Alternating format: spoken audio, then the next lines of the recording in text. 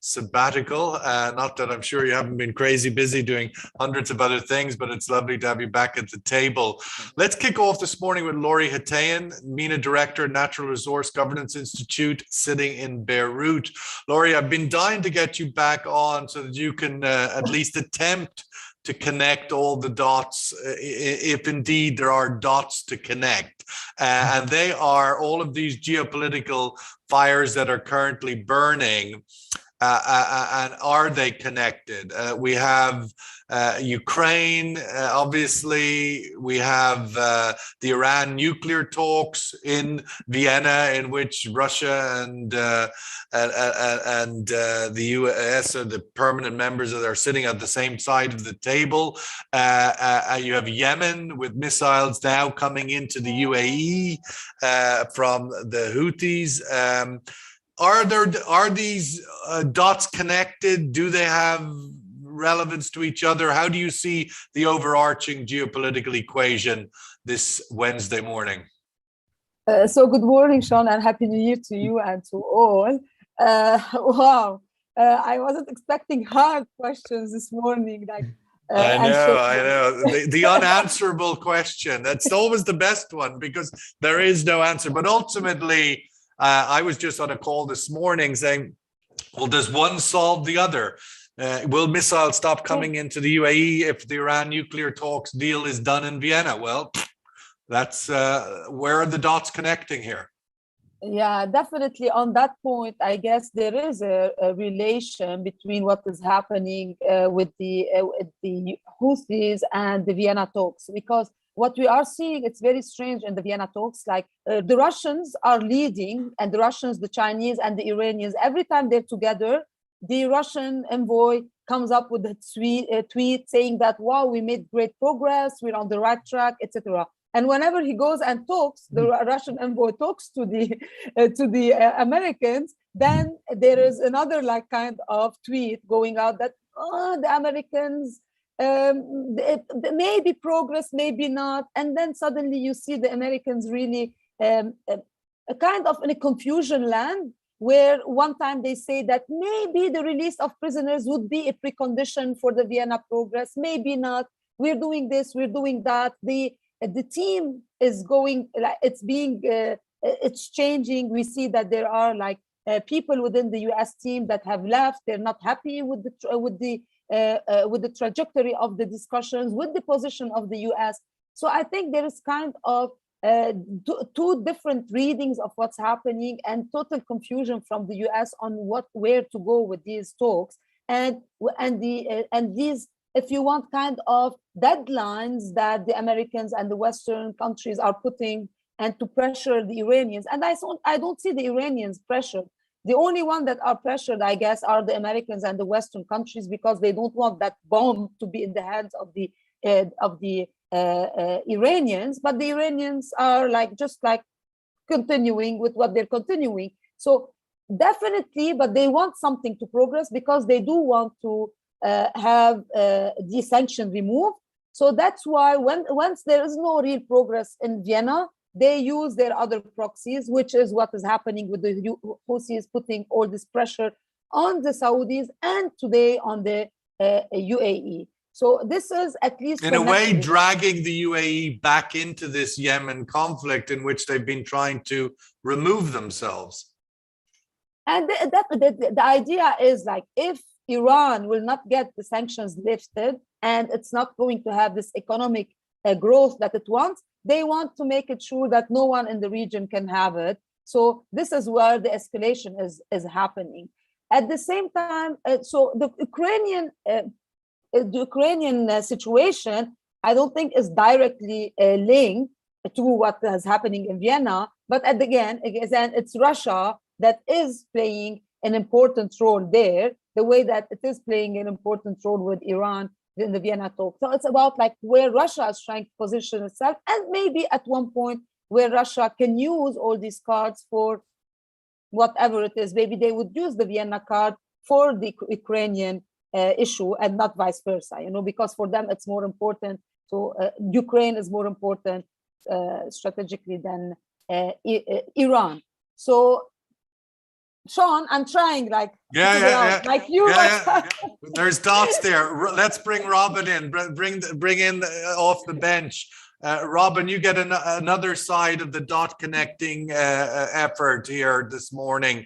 We have a story overnight in the New York Times that the Germans were looking to get the Russian energy exempt from the potential sanctions if indeed this Ukraine thing goes the worst case scenario.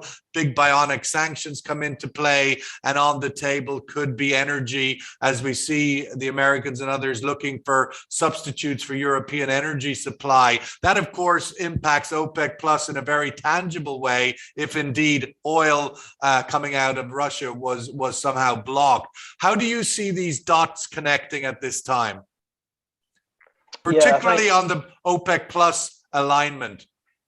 Yeah, thanks, Sean, and good morning, everyone. I mean, this is really a super complicated topic, I think, this whole sanctions issue. Look, I think firstly, very, very difficult for the US and for the Europeans to sanction Russian energy significantly. They're just, the Europeans at least, just too dependent on, particularly on gas, but also on oil. You know, Russia just doesn't have easy export outlets for a lot of its oil other than Europe.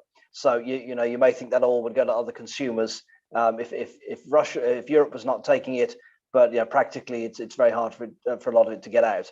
So that gives you the direct link, I think, to OPEC Plus. If there were significant sanctions on Russian oil, or if there was simply disruption on Russian oil supplies because of fighting over Ukraine, that would definitely push up oil prices very significantly. Then OPEC Plus's position becomes complicated because, of course, Russia is a member of that. So would the current, if there was really a serious disruption to supplies, whether through sanctions or something else, would OPEC Plus relax its limits? Would it say, okay, fine, the situation's changed, we all have to produce a maximum to cover this shortage? Would the Russians object to that, given that their output would be constrained? That's a very complex situation. If we just go into the next set of meetings with prices maybe higher, concerns over these tensions, but no serious disruption, how will that affect OPEC Plus's deliberations? Will they say, well, prices are higher than we're comfortable with, perhaps we should put more oil on the market? The Russians probably would oppose that. And practically we are getting into a situation where only Saudi, the UAE, perhaps Iraq could add a lot more oil to the market right now. So the other OPEC Plus members, from a pure point of national self-interest, would tend to oppose further increases. So that's very complicated, but I think the wider question is, Europe and particularly the US has just become addicted to sanctions as a tool of foreign policy, even though there's very limited evidence that they ever work. I mean, yes, they have to do something to counter Russian threats to Ukraine, but there are more policy tools than sanctions, and those have to be looked at seriously as well. And in some regards, Robin, given the scale of these geopolitical tensions, I mean, the missiles coming from Yemen to the UAE, I mean, this is kind of like unprecedented event. And obviously the situation on the Ukrainian border, given all of that, oil markets seem rather, although elevated at $88, more or less just above their 21 high. It's not a drama in the markets. No, pretty surprising how relaxed they are, given that that global oil stocks have been falling significantly all through last year. They're well below the 5-year average now in OECD. We see limited spare capacity. Yeah, it's still a fair amount of spare capacity, but it's quite concentrated, as I say, in just 3 or 4 countries. And these geopolitical tensions, okay, low probability of a serious disruption, but if there is a disruption, it would be very serious. So indeed, it's surprising that all markets are as relaxed as they are. Victor Yang, senior editor, JLC Network Technology, sitting comfortably in China. Victor, we have obviously some challenges and unknowns in China. As somebody described it to me yesterday, Fortress China in lockdown, fighting COVID-0 policies. How significant are those going to have on demand, do you think, going forward? We've seen, obviously, inventories are depleted last year and oil imports declining. What is the outlook now in the first quarter? No build ahead of the new year like it would usually be. Yes, Hassan, good morning. And we are just 5 days away from the Chinese New Year. So now basically a large part of the country is now in the holiday mode. And just a few days ago, the Department of Transportation estimated that, well, the passenger transport around the Chinese New Year would be twice of that last year. So we had this kind of resurgence of COVID-19, well, and more in the winter, that's for sure. And now even Beijing reported a few dozen cases. Well, so the government is advising people against moving back to their country, to their hometowns for the Chinese New Year. But if they are not from places where there has been resurgence of COVID-19, they are allowed to go back to their countryside without much trouble. So basically, we are seeing more passenger transport this year than last year. And sure, there is some kind of impact on demand, that's for sure. And we are expecting this to continue for the rest of the year too. But just from time to time, not all the year so severe. And, this year, we had this kind of, target to stabilize the economic growth. So there is more challenging for the economic growth as well. But for oil demand, would you expect, Victor, we saw obviously the depletion, the big build in inventories in 2020, over 1.25 million barrels a day, and then last year that was minimal, I think 100,000 or so barrels a day. Where do you see the inventory rebuilding of Chinese oil inventories this year, or will that not happen at these prices? Yes, and last year the country didn't deplete any stock it built in 2020. So as you said, we built actually close to 200,000 barrels per day in 2021. But oil demand grew, the throughput grew by 4.3% last year. And we expect oil demand to grow further in 2022. So we had the quite large refinery coming online in a few days, it was about 320,000 barrels per day in East China. And the capacity is still growing. The throughput will still grow this year, but the country is not likely to build up its stockpile again like in 2020. So it's likely to deplete more stocks, some stocks in 2022 to meet its growing demand. So it's all up to the price now.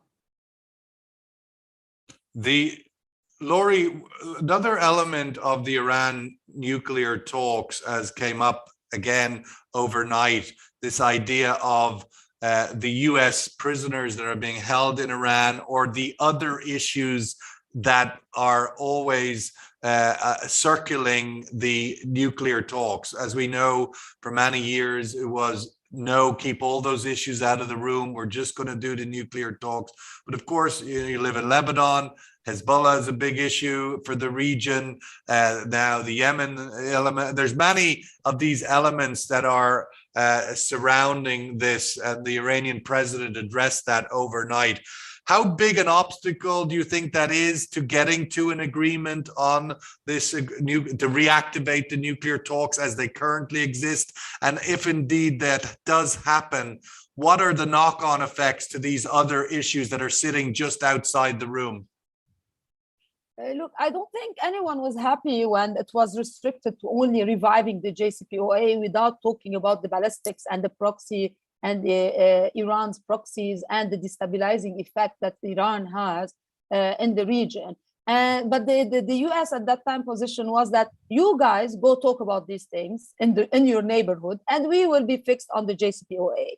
So we've heard at the beginning of last year that there were discussions between the Saudis and the Iranians, and even like Iranian UAE relations were really like kind of, there were visits, you remember there were visits, and the national security advisor was from the UAE was in Iran, and it seems that there is kind of a visit. Someone is going to visit, maybe. I don't know if the president of Iran is going to visit UAE or something like that. So what they're trying to say, to split it. You guys, you go talk about your issues, and we talk with the US would go and talk with the Iranians about these issues.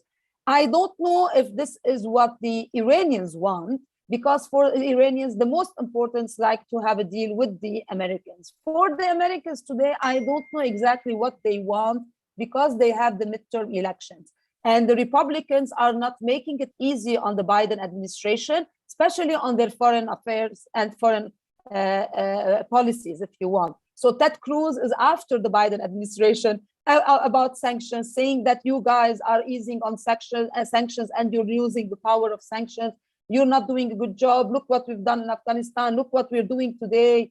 Our allies in the Middle East are under the threat of the Iranians. You, with your negotiations, you are really empowering the Iranians, etc. So it's not looking good for Biden, with all the difficulties he has in the country, internally, domestically, plus failing in the foreign policies. That would be a really not a good sign for them. So that's why I'm not sure what the Americans want out of the Iranian talks, and how, if they come up with a deal, how they will sell it to the public that this is for the good of the region, and we are protecting our allies, and we're protecting our interests. I really don't see it. I really don't understand what the Americans are doing. But definitely, as always, I see value in the discussions in the region among the sitting in Beirut. I mean, one of the potential sort of marginal issues that are connected here is the idea of an actual new government in Lebanon, right? I mean, the idea that the Iranian Hezbollah blocking or not blocking a regional, I mean, do you feel on the ground there that there is that kind of dot connection to this issue or not? Definitely. Look, the politics in Lebanon these days, for a couple of years, has been very much linked to the regional dynamics. So we wait for the Iranian talks, with the Vienna talks, to form a government. We wait for the Iranian talks to I don't know, for the people in the government to talk to each other, if they're not talking to each other. We know definitely, for instance, with this project of the gas project from Egypt to Lebanon that has to pass through Syria. Again, the Egyptians are waiting for serious waivers, written waivers on the Caesars Act from the US. The US, we're not sure what's happening with the US on that, again, because there are these tensions with the Republicans and the Democrats. So unfortunately, everything in the country now is related to the regional and global dynamics, which is not the right approach. Not that you don't have enough problems on the ground alone. Meanwhile, Robin, back in Dodge, back in Washington, D.C., we have the other big story that's in parallel to this big geopolitical story is the Fed tightening. Since we were away last, the idea that this tightening cycle is accelerated from no interest rate hikes in 22 to 4, maybe more, according to Goldman Sachs. The Fed has their first meeting today. What is your expectation? What's the outlook and the impact, you think, on this tightening cycle? Yeah, I think given the way inflation has gone, particularly in the US, it's inevitable and not surprising. We've seen this more, gradually more kind of hawkish stance from the Fed. I don't pretend to have an insight into what they're going to decide today, but I think clearly the path of tightening is well set. However, the Fed has this dual mandate, of course, inflation and employment. Employment at the moment looking pretty good, but that does constrain them a bit, I think, more than European central banks, which have a pure inflation mandate. So there's still that consideration. I think Biden has had a preference to run the economy a bit hot and accept inflation, but it's definitely a political weakness for him, and he's been attacked over it. So that's I think. Do you see where obviously the volatility that it's generating in the equity markets now in the last few weeks, and the potential for that to spill over or not into oil or the commodity. I mean, all boats have been rising on one large quantitative easing mammoth exercise. Now there's this disjointed element. Oil is still elevated, moving higher, perhaps equities not. What's your thoughts on the spillover effect, given the amount of funds that have come into oil as well? I don't see direct spillover. Look, I think the rise in oil prices, the fundamentals, pretty well explained that. There's not much speculative froth in the oil price. Quite different from the equity markets, where absolutely the quantitative easing has been seen in a huge inflation in asset values. Now, I do think the tightening is significant for the oil price in the sense that we've seen a very strong rebound from the pandemic, even though we're still kind of in the pandemic. But we've seen a very strong rebound in energy demand. That's why oil prices and particularly gas prices are as high as they are. I don't see, based on the fundamentals of the oil market, a change to that unless there's a significant economic slowdown.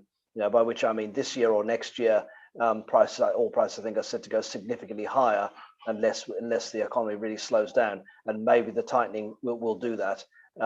Otherwise, I don't see a pure supply-led way out of these rather high oil prices. Victor, meanwhile in China, you're doing the opposite now. You're moving into an easing. The interest rates have been cut. The outlook looks for more easing. What's your expectation there for that sort of accommodative support to the Chinese economy? Well, China said in a recent meeting that it will roll out more policy support, or more policies to support the growth of the economy. And recently, the country promoted a TV set called Zero Tolerance. It's not about the violence, it's about all the violation of regulations and laws, and say even PetroChina, for instance, is subsidiary PetroChina Fuel Oil have been selling crude to independent refiners for years without quotas. Say in China, independent refiners need quotas to buy or consume crude oil, imported crude oil. But PetroChina's subsidiary, PetroChina Fuel has been selling this without quotas, so it's also violating the regulation. So the country is also checking state-owned companies for such violations, not just independent ones. So, and including tax evasion. Say, I think you have heard about someone being fined large sum of money for tax evasion last year. And actually a lot of celebrities last year. And I see even the celebrities are being targeted on social media now as the next. You can't have a big social. I don't know. The celebrities anyway are. It seems that. It's not just because they're celebrities, but because of what they did, their violation of the regulations and laws. And including companies to even state-owned large companies or large state-owned companies too. So the government is now trying to create a level playing field for all the companies, big or small, private or state-owned. So it's also trying to be more friendly for foreign investments too. Last year, you were sharing with us that the Chinese government was willing to give up growth in order to make structural changes. Yes. This year, we start the year with this easing of rates, and it would seem supportive to economic activity. Is that now a change, that now economics are back at the front? Instead, last year they sacrificed economic growth for structural change. Now are we back to the other way around? Economic recovery is more important? Well, you could say that, last year, they just sacrificed high growth for restructuring. They were willing to grow at a slow pace. Although it ended up being 8%, which I think surprised a lot of people. Yes, because, so you can see the export data as well, and manufacturing and everything related to that as well. So This year, well, it will be a little different. Well, the country is facing more challenges, so it cannot push forward with the restructuring as fast as before to maintain stable growth. So it's under more pressure. And this has been increasingly significant since, well, the second half of last year. So it has kind of, well, adjusted its policies. Well, you could say that. But it will still move forward with restructuring, but not so fast. Not so fast. Yeah. We've got to have the Olympics first. Let's get Yes, the sir. survey question in, and the unanswerable survey question, which Laurie got an unanswerable first question. Which would have a bigger impact on oil markets, an Iran nuclear deal or a Russia invasion of the Ukraine?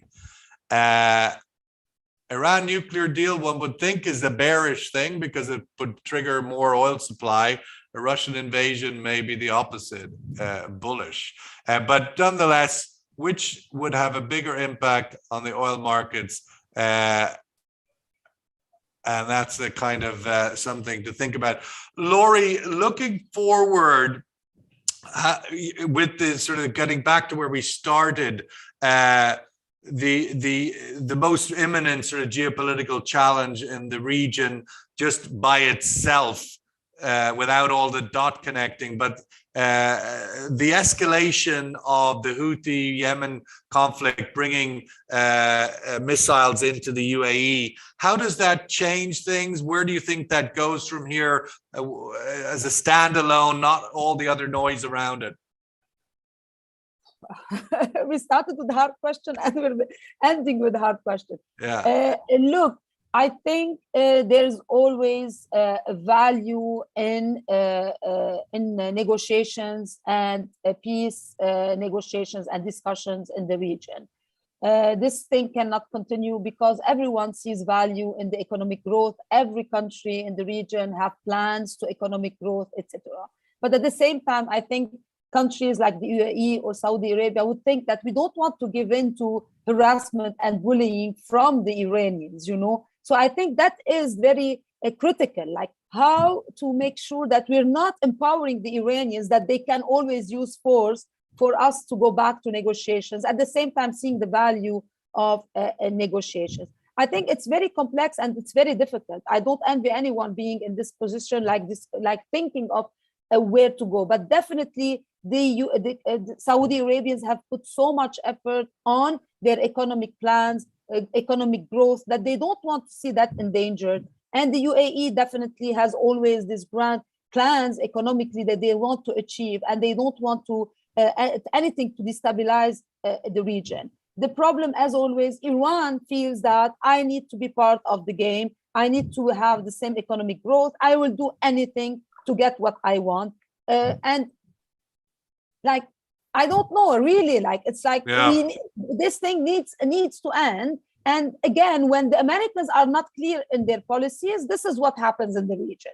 You know, when there is Robin, no you're closing, Robin, just closing thoughts on that. I mean, it seems nothing gets solved in Yemen without at least the Iran nuclear talks having some kind of breakthrough.